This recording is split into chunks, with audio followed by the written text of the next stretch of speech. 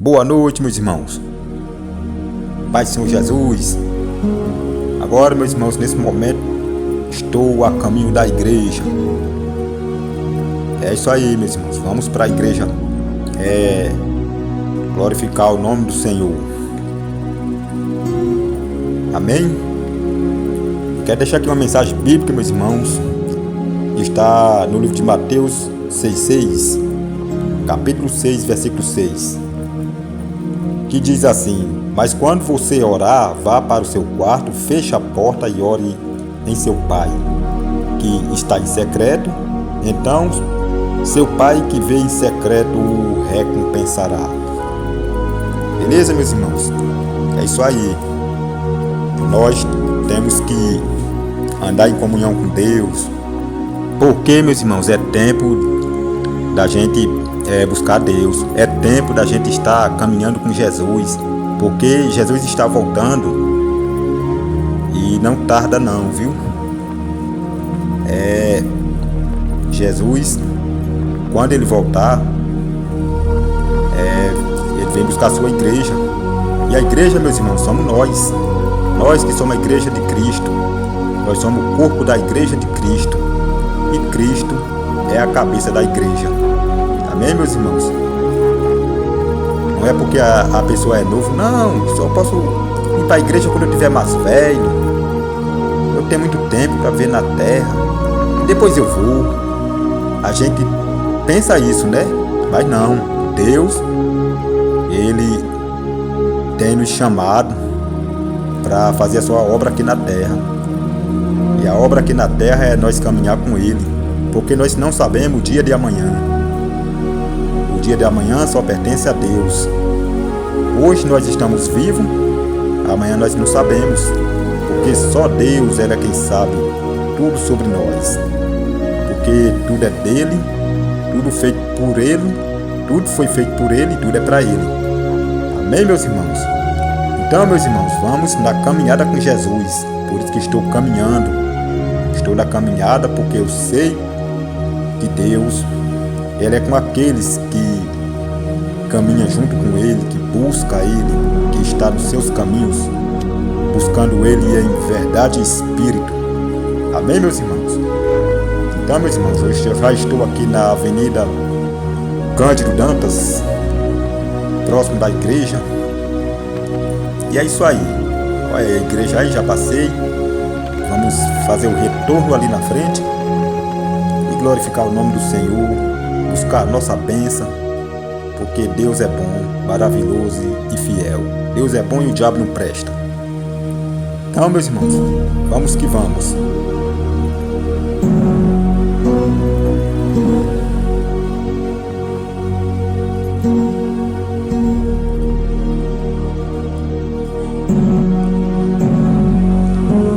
Percebeu? Então a palavra medo, ela aparece nesses 3 versículos. A primeira vez que aparece a palavra medo é quando os discípulos eles pensam que Jesus é um fantasma. Impressionante. As pessoas pensam que aparecem almas penadas, né? Almas vagueantes. Não, naquela época as pessoas já conversavam sobre vultos, sobre o mundo imaginário. Porque o que é um fantasma? É um ser do mundo imaginário, é coisa da imaginação. É aí onde entra a explicação. Existem pessoas que, mesmo sendo cristãs, elas sofrem com o mundo imaginário. Porque Deus, Ele é real, Ele não é imaginário. E você tem que ver Deus como Deus real e não imaginário. Existem coisas tão impressionantes que eu já presenciei Eu falo de mundo imaginário, eu falo da mente, como a mente humana ela é criativa, é prodigiosa, como cria coisas que não tem nada a ver, como a sua mente te faz sofrer sem necessidade alguma, porque você pensa que vai acontecer alguma coisa. Isso é sofrer pelo mundo imaginário, isso é estar vendo fantasma. Outra vez, um indivíduo sonhou que estava sendo traído pela esposa e amanheceu brigando com a esposa e contou isso numa vigília. E olha por mim, galera, sofrendo por causa dos fantasmas do mundo imaginário.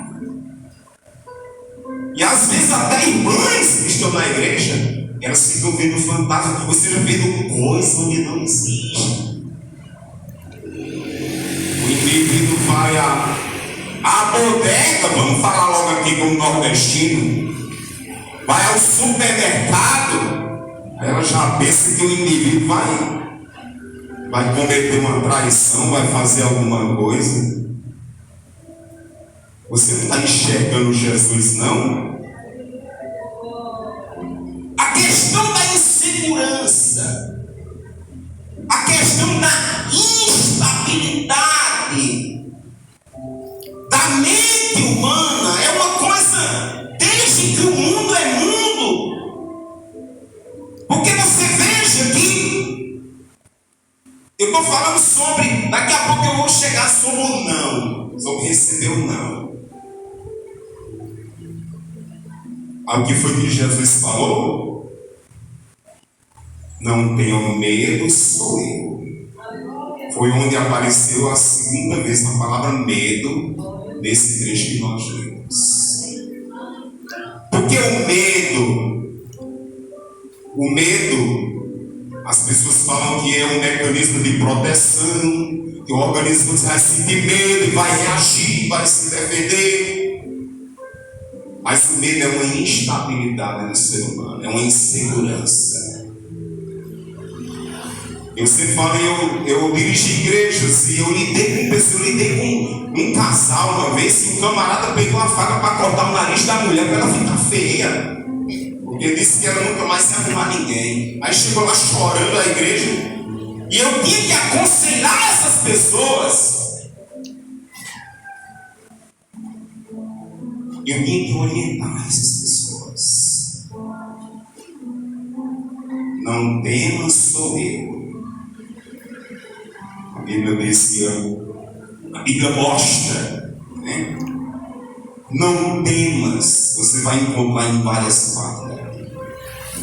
Deus, Ele quer que nos sintamos seguros na presença dEle. Se você serve a Deus, o que está acontecendo, o porquê desse medo,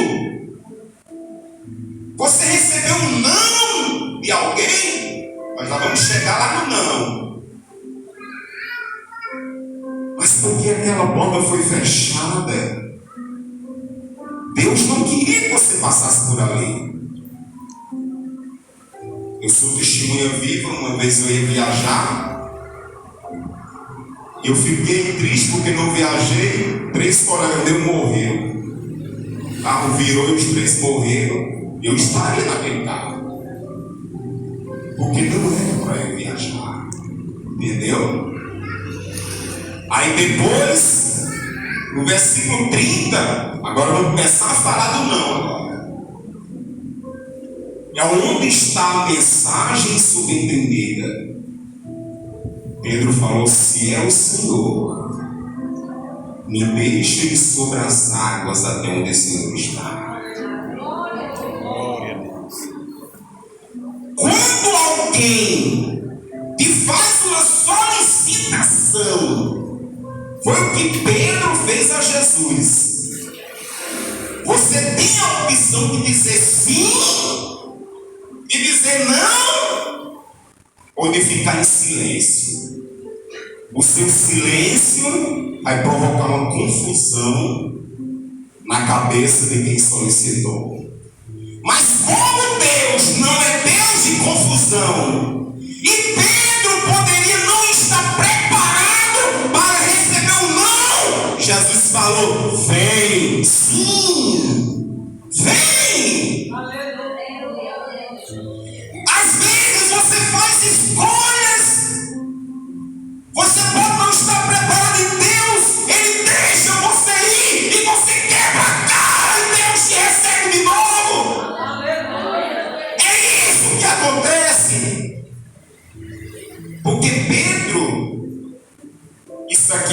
é uma mensagem que eu estou falando. Jesus sabia que ele ia afundar, mas mesmo assim deixou. Disse: vem. Jesus poderia ter dito: não, não é o seu momento. Você vai afundar. Você entendeu que existem pessoas que elas não estão preparadas para receber o não? Elas recebem o sim porque Deus permite e elas quebram a cara, principalmente em relacionamento. Na vida profissional, seja lá o que for. E o que é que a Bíblia diz quando você tenta orientar uma pessoa e ela não aceita de jeito nenhum? A Bíblia diz que você tem que evitar, não quero mais cabeça não. Vai explicar. A Bíblia chama de herege. Deus está vendo o futuro, por isso que não permite que você faça o que você quer fazer. Você não sabe? Então é por aí. As pessoas, elas não conseguem entender os valores da Bíblia. Eu estava conversando com um gaiato no meu setor de trabalho. Aí ele falando que a vergonha é superior à fé. Agora, eu falei: eu não vou te explicar porque você é leigo e você vai se embaraçar. Presta atenção. A fé é um princípio da Bíblia. Eu vou explicar para você o que é princípio e o que é uma regra. A fé é um princípio, mas é como se fosse um princípio contra uma regra. O princípio é maior do que a regra. Você coloca o seu pai e a sua mãe, quem tem mais valor? Você quer perder qual? Nenhum. Para você, os dois têm valor. Então, o princípio e a regra, a fé é o princípio, é maior. E a vergonha, que ele disse que era maior, é como se fosse uma regra. Você tem que ter vergonha, ok, mas a fé está acima da vergonha.